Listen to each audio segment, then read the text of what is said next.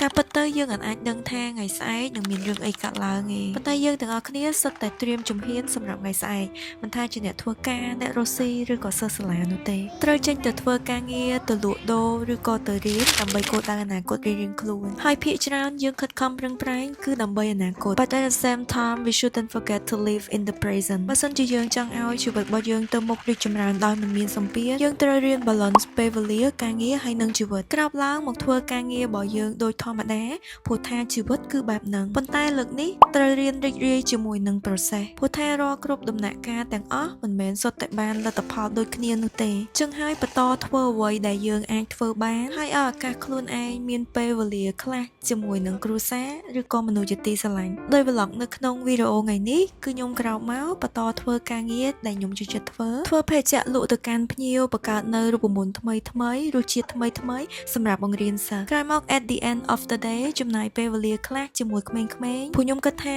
រឿងទាំងអស់នេះគឺជាគ្រឿងផ្សំដែលអាចបន្ថែមរសជាតិដល់ជីវិតរបស់យើងចាចងអូចងអូចងទៅ